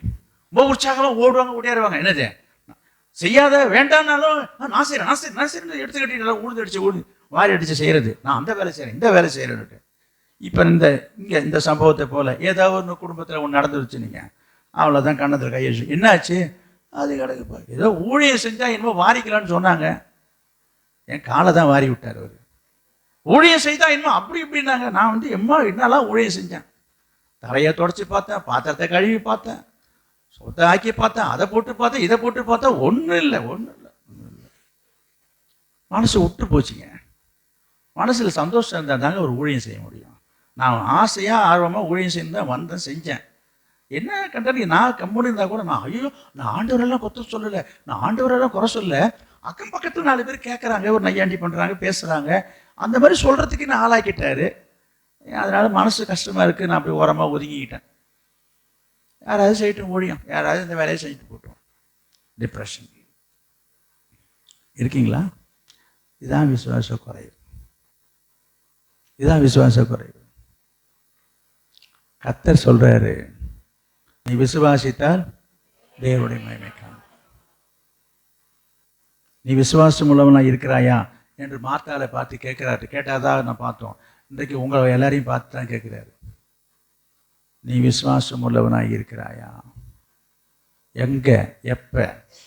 கூட பிறந்த தம்பி இறந்த இடத்துல பார்த்து கேட்கிறாரு. இன்னைக்கு உங்களை பார்த்து கேட்கிறாரு. உங்களுக்கு என்ன நடந்து போச்சுன்றது உங்களுக்கு தான் தெரியும். நீங்கள் எதையாவது இழந்திருப்பீங்க, ஏதோ ஒரு கஷ்டத்தோடு வந்திருப்பீங்க. உங்கள் மனசு நிறைய துக்கம் இருக்கலாம்.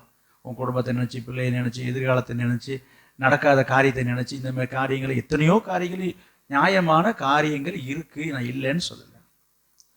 கர்த்தர் சொல்கிற வார்த்தை என்ன? நீ விசுவாசம் உள்ளவனாயிரு, அற்புதத்தை ஆண்டவர் செய்வார். நீங்கள் கேட்கலாம், எப்போ அற்புதம் நடக்குது? எவ்வளோ நாள் கழிச்சு அற்புதம் நடக்குது? திரும்ப நான் லாஸ்டர்கிட்டே வரேன். என்னைக்கு இங்கே வராது? எத்தனை நாள் கழிச்சு வர்றது? 4 நாள். எப்போ? என்னது? ஏங்க இறந்து அடக்கம் பண்ணி 4 நாள் ஆச்சு. அதை பண்ணிங்க முதல்ல. அடக்கம் பண்ணி 4 நாள் ஆகுதுங்க. அப்போ இறந்தது அன்னைக்கே அடக்கம் பண்ணாங்களா இல்லை மறுநாள் அடக்கம் பண்ணாங்களான்னு எனக்கு தெரியல. புரியுதுங்களா? அப்போ இறக்கிறதுக்கு முன்னாடி உயிரோடு இருக்கும்போது, வியாதியாக இருக்கும்போது சொல்லி அனுப்புனாங்க. அதையும் யோசிக்கணும். அப்போ இயேசு அங்கே என்ன பண்ணான்னு போட்டிருக்குது? பின்னும் 2 நாள் தங்கினான்னு போட்டிருக்குது. அப்போ 2 நாள் கழிச்சு போகும்போது மறுநாளும் அதுக்கு அடுத்த நாளும் அவன் இறந்துருக்கிறான். அப்போ கிட்டத்தட்ட அதில் ஒரு 2-3 நாட்கள் வருதுங்க. கிட்டத்தட்ட ஏறத்தாழ என்னது ஒரு வாரம். சரிதானே நான் சொல்கிறது? நான் ஒரு என்ன சொல்கிறது, ஒரு ஒரு இதாக தான் சொல்ல மாட்டேன், கரெக்டாக நான் சொல்லலை, உத்தேசமாக நான் சொல்கிறேன். ஒரு அசம்ஷனில் தான் நான் பேசுகிறேன். கிட்டத்தட்ட ஒரு வாரம் ஆயிடுச்சுங்க. அவன் வியாதிப்பட்டதுலேருந்து, இறந்ததுலேருந்து, கொண்டு அடக்கம் பண்ணதுலேருந்து, அடக்கம் பண்ணி 4 நாள் ஆயிடுச்சு. எப்போ வந்து கேட்கறது, விசாரிக்கிறது, என்னைக்கு வர்றது? நீங்களா இருந்தால் கேட்பீங்க, என்னது எப்போ வர்றது, என்னைக்கு வந்து என்ன கேட்டுட்டீங்க? கவலைப்படாதீங்க, இப்போ தான் அற்புதம் நடக்கும். அப்படி நடந்தால் தான் அது அற்புதம். என்ன சொல்கிறீங்க? இப்போ அவன் இறந்த உடனே இங்கே பாருங்க, இறந்தப்பயே வந்து எழுப்பியிருந்தா என்ன சொல்லியிருப்பாங்க? தூங்கிட்டு இருந்தாங்க, எழுப்பிட்டான்டுவான். புரியுதா உங்களுக்கு? அதனால ஆண்டவர் பார்த்தாரு, நம்ம செய்ய போகிற காரியம் எப்படி இருக்கணும்? வெயிட்டாக இருக்கணும். இங்கே பாருங்க, வெயிட்டாக இருக்கணும். என்னன்னா ஸ்ட்ராங்கான ஒரு காரியமாக இருக்கணும். சும்மா இந்த கண் துடைப்பு வெள்ளம் இருக்கக்கூடாது. இதுதான் ஆண்டவருடைய எண்ணம். அதனால என்ன பண்ணாரு, இன்னும் 2 நாள் விடுப்பா, கிடக்குறானா இன்னும் நல்லா கிடக்கட்டும். ஐயோ செத்துருவான், சாப்பிட்றாங்க, சாப்பிட்டோம். ஐயோ கொண்டு வைக்க போகிறாங்க, சீக்கிரம் வாங்க, சீக்கிரம் வாங்க, எடுத்துட்டாங்க, பாடி எடுத்துட்டாங்க சொல்லி கூப்பிட்றாங்களே உங்களை. செய்தி வரும் ஃபோனில், என்னது தண்ணி ஊற்றுறாங்க, குளிப்பாட்டுறாங்க, எடுக்கிறாங்க. ஐயோ உளுந்தடிச்சுட்டு ஓடுவாங்க கொண்டு வைக்கிறதுக்குள்ளார. உண்டா? அந்த மாதிரி என்னது எடுக்கிறாங்க, கொண்டு போகிறாங்க, அடக்கம் பண்ணுறாங்க. எதுக்கும் அசையில ஆண்டவர், ஆசையவே இல்லை. வைக்கிறாங்களா வைக்கட்டும், மூடுறாங்களா மூடட்டும், செய்கிறாங்க ரைட் நடக்கட்டும். அதுக்கப்புறமா தான் அங்கே இயேசு போகிறாரு. நடக்கிற அற்புதத்தை பார்த்தீங்களா? நான் சொல்ல வந்தது என்ன, உன் வாழ்க்கையில் அதே மாதிரி தான். எல்லாம் முடிஞ்சு போச்சுங்க, நாங்கள் இனிமே அவர் செய்ய போகிறாருன்றீங்க, இனிமே அற்புதம் அற்புதம்ன்றீங்க. இதுக்கப்புறமா என்ன அற்புதம் நடக்க போகுது இப்படி கேட்குறீங்களா? நடக்கும். எப்போ? எப்போ? நீ விசுவாசித்தால் தேவனுடைய மகிமை காண. நான் திரும்ப அங்கே தான் வரேன். எப்படியோ நடந்துருன்னு நினைக்காதீங்க. கர்த்தர் உங்களை பார்த்து, அன்றைக்கு மார்த்தாவை பார்த்து கேட்டார் அந்த வார்த்தையை. இன்றைக்கு உங்களை பார்த்து எல்லாரையும் ஆண்டவர் இப்போ கேட்டுட்டு இருக்காரு. கேட்டாரா இல்லையா? அங்கே இருக்கு பாருங்க வசனம், 26வது வசனத்தை பாருங்க. உயிரோடு இருந்து என்னை விசுவாசிக்கிறவன் எவனும் என்றென்றைக்கும் அறியாமலும் இருப்பான். இதை விசுவாசிக்கிறாயா என்றார். இதை நீ விசுவாசிக்கிறாயா என்று மார்த்தாளை பார்த்து கேட்கிறாரு. இன்றைக்கு உங்களை எல்லாரையும் பார்த்து கேட்கிறாரு, நீ விசுவாசிக்கிறாயா? விசுவாசிக்கிறாயா? இல்லைன்னு சொன்னா கர்த்தர் உங்களுக்கு அந்த விசுவாசத்தை தருவார், விசுவாசத்திலே வளர செய்வார். விசுவாசத்தில் நீங்கள் பெருக வேண்டும். எனக்கு அன்பானவர்களே, திரும்பவும் சொல்றேன், உங்கள் வாழ்க்கையிலே நடந்து கொண்டிருக்கிற காரியங்கள், இப்ப நடந்துட்டு இருக்கிற காரியங்கள், நடந்த காரியங்கள், நடந்து கொண்டிருக்கிற காரியங்கள், ஒரு வேளை இனி நடக்க போற காரியம் நான் சொல்றேன், அது கஷ்டமோ நஷ்டமோ லாபமோ இழப்போ, தேவன் அதை நன்மையாக மாற பண்ணுவார். அதற்கு மத்தியிலே தேவன் ஒரு அற்புதத்தை உங்கள் வாழ்க்கையிலே செய்ய முடியும், செய்வார். நீங்கள் விசுவாசித்தால், திருப்பி திருப்பி சொல்றேன், நீங்கள் விசுவாசித்தால், நீங்கள் விசுவாசம் மட்டுமல்ல, உங்கள் விசுவாசத்தை ஆண்டவர் உருவாக்குவதற்காக, உங்கள் விசுவாசத்தை தூண்டுவதற்காகவே ஆண்டவர் சில நேரங்களிலே உங்களை அந்த வழியிலே நடத்துவார். உடனே இது ஏன் எனக்கு நடக்குது, ஏன் எனக்கு இது சம்பவிக்குது, இப்படி சில கேள்விகள் எழும்புது நிறைய பேருக்கு. ஏன் என் குடும்பத்துக்கு இப்படி வருது, ஏன் என் பிள்ளைக்கு இப்படி வருது, ஏன் என் கணவனுக்கு இப்படி வருது, ஏன் என் புருஷனுக்கு எப்படி வருது, இந்த ஏன் ஏன் என்கிற கேள்வி உங்கள் மனதில் வருது என்று சொன்னா கவனிங்க, தேவன் உங்கள் விசுவாசத்தை வர்த்திக்க பண்ணுவதற்காக. நீங்க சோர்ந்து போகாதீங்க. கேள்வி வருது தானே, தேவ சமூகத்தை வச்சிடுங்க. ஏன் என்று கேள்வி கேட்கறதை விட்டுட்டு, ஆண்டவரே நீர் என்ன செய்ய சித்தமா இருக்குது, ஏன் என்ற கேள்வியை நிறுத்துங்க. முதல்ல கேட்க வேண்டாம்.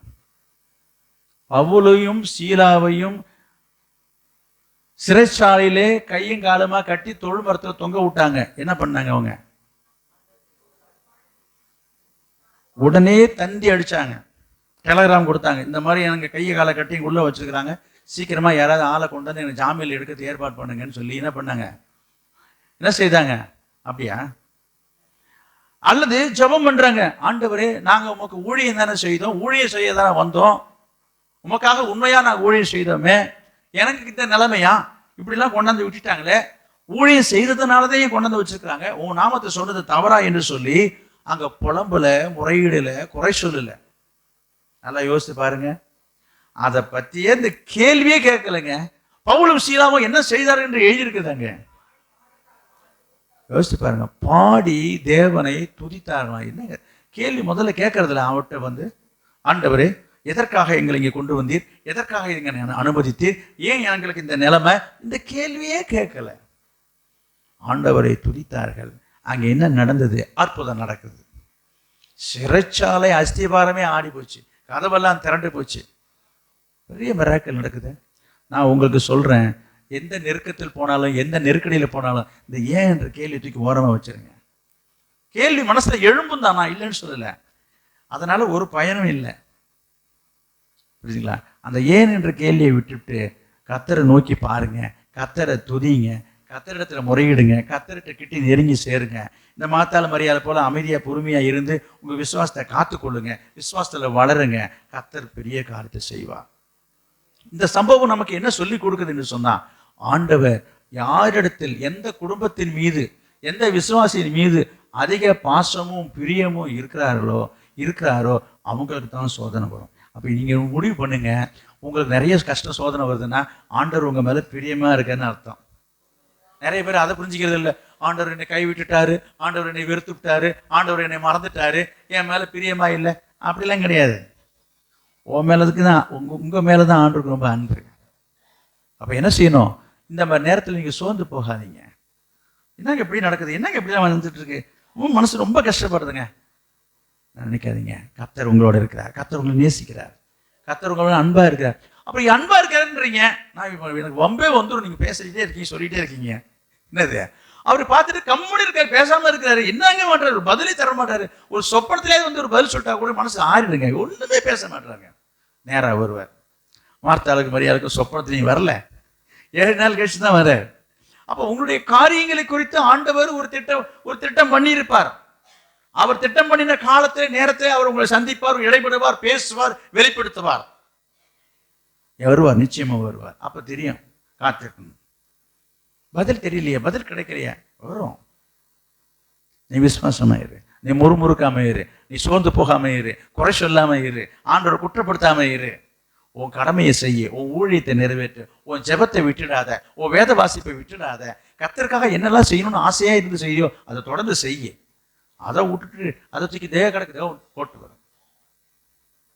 நிறைய பேர்கள் இதெல்லாம் பிசாசினுடைய கிரியைகள். ஒரு சின்ன காரியம் நடந்து போச்சுனாக்க பொத்துன்னு போட்டு போயிடுவாங்க. எந்த வேலையா இருந்தாலுங்க. என்னங்க ஆளாளுக்கு ஒரு மாதிரி பேசுறாங்க, நம்ம ஏதோ போனா போகுது. என்னது இந்த வார்த்தை ஏதோ போனா போகுதுன்னு வந்து ஏதோ நாங்க செஞ்சுட்டு இருந்தாக்க அவங்களும் பேசிட்டு இருக்கிறாங்க. தேக கிடக்குங்க. இது மாதிரி நான் சாப்பாடும் போடல, குழம்பும் போடல, தொடுக்கையும் போடல, நான் எதுவும் பண்ணலைங்க. யாராவது ஏதாவது பண்ணிட்டு போறாங்க. முடிஞ்சா அதே மாதிரி ஒவ்வொருத்தரும் ஒரு வேலை செய்வது. ஏதோ ஐயோ பாவம், என்னது அது போனா போது, இது என்னது ஐயோ பாவம்னு, ஐயோ பாவம்னு நான் வந்து ஏதாவது ஒன்று செய்ய போறேன்னா அவங்க ஆளாளுக்கு நொடிக்கிறாங்க, இடிக்கிறாங்க, பேசுறாங்க. தேக கிடக்குங்க. நான் இனிமேல் அந்த சோத்து பக்கமே போக மாட்டேன், இந்த அடுப்பு பக்கமே நான் போறதே கிடையாது. யாராவது தான் செய்யறாங்க, ஏதாவது தான் பண்றாங்க, நான் ஒதுங்கிறேன். இந்த மாதிரி ஒவ்வொரு காரியங்களிலும் ஒரு ஊழியம் செய்யறோம், ஒரு ஆத்ம ஆதாயம் பண்றோம், விசாரிக்கிறோம், ஒரு ஜபத்துக்கு போறோம், பிரச்சனைகள் வரும். நமக்கு வந்த உடனே ஐயோ நான் அப்படி போனேன் இப்படி ஆயிடுச்சு, இனிமே நான் செய்ய மாட்டேன், இனிமே நான் போக மாட்டேன். இது நல்ல விசுவாசி அடையாளம். அப்ப ஏங்க அப்படி நடந்துச்சுன்னா நடக்கக்கூடாதுன்னு இருக்குதா? நீங்க நினைக்கிறது தவறு. பிசாசு அதை ட்விஸ்ட் பண்ணி விடுறோம். அவங்கள உங்களுக்கு நடக்கிற சம்பவங்களிலிருந்து கர்த்தருடைய பார்வையிலிருந்து உங்களை வழிவிலக செய்யலாம். நான் உங்களுக்கு சொல்றேன், கர்த்தர் உங்கள் மேலே பிரியமா இருக்கிறார், கர்த்தர் உங்கள் மேல அன்பாய் இருக்கிறார், கர்த்தர் உங்கள் நடுவிலே என்ன செய்ய போகிறாரு? அற்புதம் செய்ய போகிறார். காத்திருக்கணும். இது மார்த்தாளுக்கும் தெரியாது, மரியாளுக்கும் தெரியாது, உங்களுக்கும் தெரியாது. உங்க வாழ்க்கையில் நடக்க போறது உங்களுக்கும் தெரியாது. இன்றைக்கு அவர் எதிர்பார்க்காத ஒரு காரியத்தை கர்த்தர் செய்தார். அதே போல கர்த்தர் உங்களுக்கும் செய்வார். எதற்காக ஆண்டவர் இந்த மாதிரி இவங்களை அலைய வச்சு, இழுக்கடிச்சு, அழ வச்சு இப்படிதான் செய்யணுமா? அடுத்த கேள்வி. இங்க பாருங்க, இப்படியா ஒருத்தவங்க செய்வாங்க? செய்யறது நல்லதுதான். அதுக்குன்னு இந்த மாதிரி ஒருத்தவங்க உசுரை வாங்கி அவனை கொண்டுட்டு போய் 4 நாள் உள்ளர வச்சு ஐயோ பாப்பா இப்படி இல்லாம கடவுள் சாமி செய்வார்? இங்க வருங்க, இது அடுத்த கேள்வி. பாருங்க, உன்னுடைய விசுவாசத்தை வளர்ப்பதற்காக அவர் என்ன வேணாலும் செய்வார். என்ன செய்யணுன்றது அவருக்கு தெரியும். எதை செய்யணுன்றது தெரியும். எதை செய்து எப்படி செய்து உன்னுடைய விசுவாசத்துக்குள்ள நடத்த வேண்டும் என்பதை ஆண்டவர் அறிந்திருக்கிறார். எனவே அவருடைய சித்தத்துக்கு நம்ம ஒப்பு கொடுத்துடணும். அவர் செய்ய நினைத்தது ஒன்றும் தடைபடாது. அதுல நம்ம கேள்வி கேட்கவே கூடாது. ஆனால் ஒரு காரியத்தை மட்டும் மனதில் கொண்டுங்க, தேவன் எல்லாவற்றையும் நன்மைக்கு ஏதுவாக மாற்றுகிறவர், நன்மைக்கு ஏதுவாக செய்கிறவர், அவர் நல்லதையே செய்கிறவர், அவர் நன்மையே செய்கிறவர். கர்த்தர் இந்த நாளிலும் உங்கள் வாழ்க்கையிலே பெரிய காரியங்களை செய்வாராக. நாம் ஜெபம் பண்ணுவோம். Praise the Lord. Hallelujah. Jesus. Oh, praise the Lord. Hallelujah. எனக்காக யாவையும் செய்து முடிக்கும் கர்த்தர், எனக்காக யாவையும் செய்து முடிக்கும் கர்த்தர், எனக்காக யாவையும் செய்து முடிக்கும் கர்த்தர். இன்றே செய்பவர், நன்றே செய்பவர், இன்றே செய்பவர், நன்றே செய்பவர், என்றும் செய்பவர், எனக்காக யாவையும் செய்து முடிக்கும் கர்த்தர், எனக்காக யாவையும் செய்து முடிக்கும் கர்த்தர். இருளில் இருந்து ஒளியை படைத்தவர், வெறுமையில் இருந்து உலகை படைத்தவர், இருளில் இருந்து ஒளியை படைத்தவர், வெறுமையில் இருந்து உலகை படைத்தவர். காற்றும் மேகமும் இன்றி மழையை பொழிபவர், காற்றும் மேகமும் இன்றி மழையை பொழிபவர், செங்கடலினையும் பாதையாக்கும் சர்வ வல்லவர், செங்கடலினையும் பாதையாக்கும் சர்வ வல்லவர், எனக்காக யாவையும் செய்து முடிக்கும் கர்த்தர், எனக்காக யாவையும் செய்து முடிக்கும் கர்த்தர். தம் கரங்களிலே காலத்தை வைத்து இருப்பவர், உயபலத்தால் ராஜ்யங்கள் ஆளுகை செய்பவர், தம் கரங்களிலே காலத்தை வைத்து இருப்பவர், உயபலத்தால் ராஜ்யங்கள் ஆளுகை செய்பவர். என் பேச்சையும் பெருமூச்சையும் செவி சாய்த்து கேட்பவர், என் பேச்சையும் பெருமூச்சையும் செவி சாய்த்து வெள்ளத்துக்கும் புகலிடமானவர், புரண்டு வரும் வெள்ளத்துக்கும் புகலிடமானவர், எனக்காக யாவையும் செய்து முடிக்கும் கர்த்தர், எனக்காக யாவையும் செய்து முடிக்கும் கர்த்தர். நன்றே செய்பவர், நன்றே செய்பவர், இன்றே செய்பவர், நன்றே செய்பவர், என்றும் செய்பவர், எனக்காக யாவையும் செய்து முடிக்கும் கர்த்தர், எனக்காக யாவையும் செய்து முடிக்கும் கர்த்தர். ஆமென். கர்த்தர் உங்களுக்காக யாவையும் செய்து முடிப்பார். Praise the Lord. Hallelujah. ஒழுங்கால் பாடிட்டு நம்ம ஜெபம் பண்ணுவோம். Praise the Lord. Praise the Lord. கர்த்தர் உங்களுக்காக யாவையும் செய்வார். கர்த்தர் உங்களுக்காக யாவையும் செய்ய போகிறார். நீ கடந்து வந்த பாதை, உங்கள் குடும்பத்தின் காரியங்கள், மார்த்தாள் மரியாதைக்கு ஏற்பட்டது போல ஒரு பெரிய இழப்போ, கஷ்டமோ, நஷ்டமோ, வியாதியோ, வருத்தமோ, துன்பமோ, துக்கமோ, துயரமோ, வேதனையோ, வியாகுலமோ, நிந்தையோ, அவமானமோ, எந்த வழியாக நீ கடந்து போனாலும் சரி, கர்த்தர் உன்மேல் அன்பாய் இருக்கிறார், கர்த்தர் உன்மேல் பிரியமாய் இருக்கிறார், கர்த்தர் உன்மேல் பாசமாய் இருக்கிறார், கர்த்தர் இடத்தில் அன்பாய் இருக்கிறார் என்று கர்த்தர் சொல்கிறார். மார்த்தாள் மரியாள் லாசரு இடத்திலே அன்பாய் இருந்த தேவன் இன்றைக்கு உன் மீதும் உன் குடும்பத்தின் மீதும் அன்பாய் இருக்கிறேன் என்று கர்த்தர் சொல்கிறார். அல்லேலூயா. நடந்ததை நினைத்து கலங்காதே. அல்லேலூயா. நடந்த காரியங்களை நினைத்து நீ கலங்காதே. கர்த்தர் புதிய செய்திடுவார். கர்த்தர் புதிய காரியத்தை செய்வார். நடந்ததே நினைச்சிட்டு இருக்க வேண்டாம். நடக்க போறதை பாருங்க. கர்த்தர் புதிய காரியத்தை செய்வார். பெரிய காரியத்தை செய்ய போகிறார். அல்லேலூயா. நீ விசுவாசித்தால், நீ விசுவாசம் உள்ளவனா இரு. நீ விசுவாசத்திலே வளர்ந்தவனா பெருகுவா இருக்க உன்னை ஒப்பு கொடுப்பாயாக. கர்த்தரிடத்தை கேளுங்க. ஆண்டவரே, நான் விசுவாசத்திலே குறைவா இருக்கிறேன். நான் விசுவாசத்திலே குறைவா இருக்கிறேன். என் விசுவாசத்தை வர்த்திக்க பண்ணுங்கப்பா. வளர செய்யுங்க, பெருக செய்யுங்கப்பா. என் அவிசுவாசத்தை என்னை விட்டு எடுத்து கூட என்று நீங்க வாயை திறந்து நீங்க சொன்னீங்கன்னா கர்த்தர் உங்களுக்கு அந்த விசுவாசம் உள்ள ஒரு இருதயத்தை தருவார். இப்பொழுது அந்த அபிஷேகத்தை கொடுப்பார், அந்த ஆவியை கொடுப்பார். ஆமென். அல்லேலூயா, அல்லேலூயா, ஆமென். ஆண்டவரே, நான் அவிசுவாசமா இருக்கிறேன். எனக்கு போதுமான விசுவாசம் இல்லை. நான் விசுவாசத்துல ரொம்ப குறைவா இருக்கிறேன். நான் விசுவாசின்றதா பேரு, நான் விசுவாசமா இருக்கிறதா நினைக்கிறேன். ஆனா சோதனை வரும்பொழுது என் விசுவாசம் குறைஞ்சு போகுதுப்பா. நல்லது நடக்கும்போது விசுவாசமா இருக்கிறேன், நன்மை கிடைக்கும் போது விசுவாசமா இருக்கிறேன். ஆனா கஷ்டம் நஷ்டம் வரும்போது விசுவாசம் குறைஞ்சு போடுதப்பா. ஆண்டவரே, நான் ஒரே விசுவாசத்துல இருக்கணும். நான் விசுவாசத்தை நிலைத்து இருக்கணும். எனக்கு உதவி செய்யுங்க. அப்படி நான் சொன்னதை சொல்லி திரும்ப சொல்லி கேளுங்க பார்ப்போம். வாயை திறந்து நீங்க சொல்லி கேளுங்க. கேட்கிறவங்க தான் கர்த்தர் கொடுப்பார். அல்லேலூயா, பிரைஸ் தி லார்ட். இது உங்களுக்கான நேரம். நீ வாயை திறந்து கேளுங்க. கர்த்தர் இந்த நேரத்தில் உங்களுக்கு கொடுப்பார். இந்த விசுவாசம் உள்ள ஒரு இருதயத்தை ஆண்டவர் கொடுப்பார். விசுவாசத்தின் ஆவியை ஊற்றுவார். Praise the Lord. அல்லேலூயா, அல்லேலூயா. ஓடி வலகபரா சங்கனமலகராதி சந்தினி தேராகரபா. ஆண்டவரே, உமக்கு ஸ்தோத்திரம். விசுவாசத்திலே குறைவுபட்டவர்களுக்கு ஆண்டவரே உடைய விசுவாசத்தை ஊற்றுங்கப்பா. விசுவாசத்தை வர்த்திக்க பண்ணுங்கப்பா. விசுவாசத்தில் வளர செய்யுங்கப்பா. விசுவாசத்தில் பெருக செய்யுங்கப்பா. விசுவாசத்தின் மூலமாக அற்புதத்தை நன்மையை பெற்றுக்கொள்ளும்படி செய்யுங்கப்பா. வாழ்க்கையில பெரிய காரியங்களை நன்மைகளை பெற்றுக்கொள்ளட்டும் ஐயா. ஒவ்வொரு குடும்பங்களிலும் நன்மைகள் உண்டாகட்டும் ஐயா. ஆசீர்வாதம் உண்டாகட்டும் ஆண்டவரே.